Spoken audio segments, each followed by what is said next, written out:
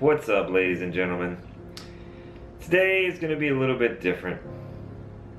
It's a rest day, so I want to take this opportunity to talk about something.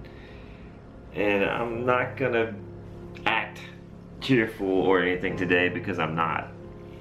I'm a bit tired, actually. What I want to talk about is past, present, and future, and living in the moment, because it's something I struggle with a whole lot. I feel like I'm always living in the future and always considering the past. We consider the past, obviously, because we don't want to make the same mistakes, and often we live in the future because we're trying to get somewhere, right? We're trying to improve, we're trying to grow, we're trying to get different careers, make more money, all this other stuff, right? I think it's just part of who we are, is to look forward, to attempt to grow. So where's the present? It's really tough for me. I'm really struggling a lot of times to live in the moment, live in the present, especially with these vlogs. I mean, honestly, I already had issues with living in the moment, living in the present, and I often had issues with that because of the business and trying to plan my weeks out ahead of time, trying to schedule sometimes 2 months, 3 months out, things like that. So always just planning, scheming, trying to do the next thing, trying to keep going, keep momentum rolling. But you lose a lot of the moment. And also with our phones, we look at everyone else's lives and forget about our own sometimes. Or we live in the future, we plan out posts, we plan out what we're going to put on social media, how we're going to stay relevant to everyone else because we want to get attention. So it's really difficult to live just in the present and take the present for what it is. I really love the idea of the word present, like a gift. It is the now. We have the present, we have the gift of living in the now, so we should utilize it. And I really want to work on that more going forward, but I wanted to bring that up today because I was having such a rough last couple days because a very, very near and dear family member had a health scare, and she's not actually through it, I don't think, just yet. So fingers crossed, prayers being said all the time. And that's really what got me looking at tenses, because first off I want to say who the family member is. And that family member is actually Liz, right here. She is my dog that I got in '03, I believe. She's 13 years old now, and she is one of the few parts of my life that actually extend pre-Katrina. So that alone is pretty amazing. Liz has been through pretty much almost all of my adult life experiences. She has seen me get married, seen me have kids. She has seen the first house. She has seen several moves. Obviously, she's gone through Katrina with me. So, and this dog, I mean, people always talk about dogs' loyalty, but this dog is freaking loyal to the core. If I'm ever sick, just like, hanging out in bed, just resting, it could be for 3, 4, 5 days, she will lay right next to that bed the entire time. When I get up, she gets up. When I go back to lay down, she goes and lays down. And she will stay in that room. If I go in the room and close the door, she will lay by that door. It is just unimaginable how loyal this dog is. And you've probably seen her in several videos. She comes running with me all the time. And that's part of the past tense that I was talking about. Being that she is 13, health becomes a question mark. It's it's tough because you don't know if she's really sick or if she's just feeling a little old today. And especially going running, because she tries to put in the work. You know, most of the time she's right there with me and she's running. So a 13-year-old dog running, 5 miles could put a toll on her. So some mornings she's gonna wake up and she's gonna have, hip issues or whatever else. She's just gonna feel her age, and that's okay. Liz, it wasn't that far, Liz. It wasn't that far. Did you have fun?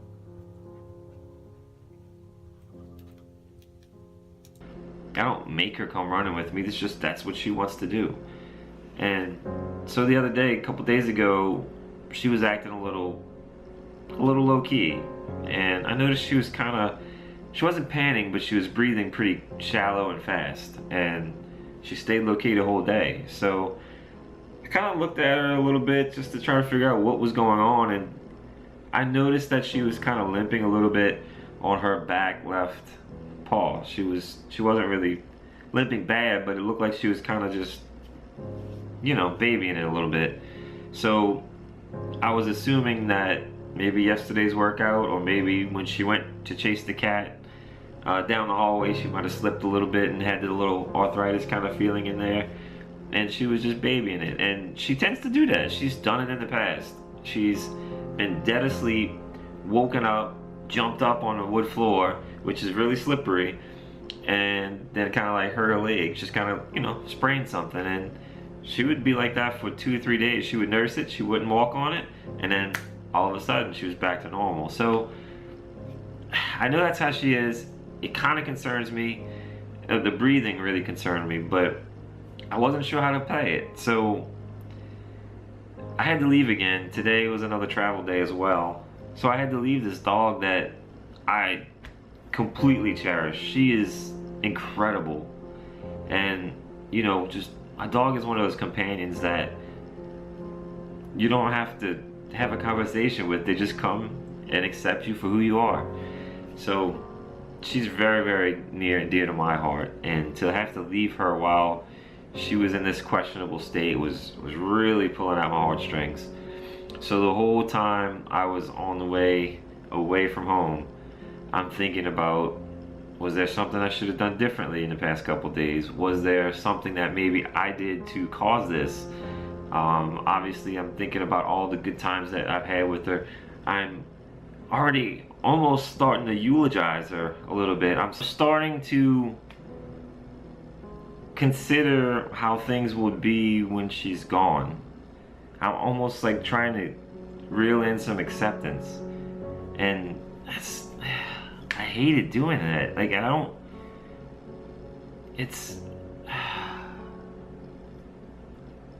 started kind of just trying to consider what life would be like if she did die, if she did have something crazy wrong with her, that she was going to be gone like this the next day or so, or how, I don't know. I instantly jumped from past to future, and it dawned on me that I was completely omitting the present day. Like, cherish what you have right now, and pay attention to what you have, and spend time. And it's not that I haven't. The past couple days I've been just hanging out with her pretty much nonstop. I mean, she was in the bed with me, she was on the sofa with me, she was just laying next to me while I was doing edits. I mean, I just hung out with her as much as I could because I wanted her to know that I was there for her, as loyal as she has been for me over the past few years. But that was tearing me up that I had to leave and have her in that questionable state. As I was leaving, I always tell her goodbye, and I was even just petting her and saying, I'll be back soon for you. Just hang in there for me. Be strong. And I don't know. Like, I felt like an ass trying to ask her for that, because she's done so much to be loyal and to be there. And And I know it was kind of selfish of me to even ask that of her, because if she's in pain, if she's hurting, it's totally selfish of me, but I don't know, it's just humans, I guess. But anyway, update on that is that she went to the vet today and everything, I'm not gonna say everything was okay. She had a fever, but they couldn't find anything specifically wrong with her. So it's still kind of a question mark. She did seem to perk up a little bit, so that's a plus. But nonetheless, she's still in a questionable state, and I'm very much still worried about my dog here.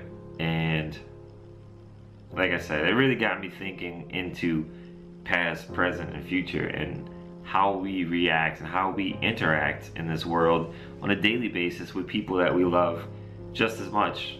You know, it was just a call to mind and a reminder of how important it is to really pay attention to those that are close to you and slow down. Yeah, basically just to slow down. You don't want to have wished your life away. Like, I remember being in school, and you know, when you're in kindergarten and stuff, you want to be a big kid, and then when you get to, you know, middle school, you want to be a high schooler, and then when you're in high school, you want to be in college, and then when you're in college, you want to be working, and then when you're working, you want to be retired. So we just wish our lives away, and we look to the next step, which is fine. It really is fine to have a goal, set it, and fight for that goal. That's not anything that I'm against, obviously. This whole vlog is about working toward a goal of hitting up that 10K, smashing it in the amount of time that I had.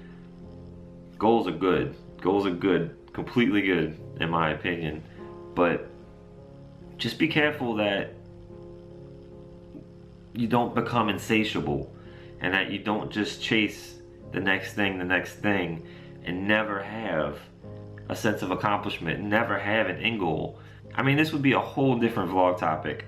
I know this is kind of getting long already, so I don't want to just deviate into that, but it's about setting smart goals so that you know there's something you can measure and achieve versus always chasing the next thing. Also, we're humans and we make mistakes, and it's very important not to get stuck in the past and not to just dwell on things that happened to you, or things that you did wrong, or things that you regret.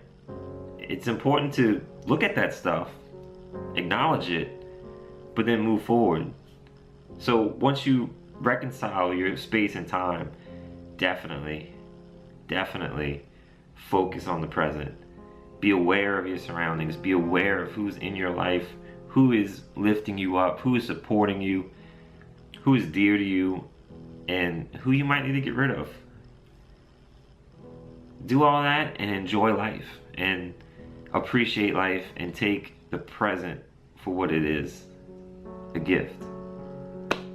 That's all I got for you guys today. As always, thank you very much for watching. If you've enjoyed this video, let me know in the comments and smash that like button. If you're new here, consider subscribing. And as always, I will see you tomorrow.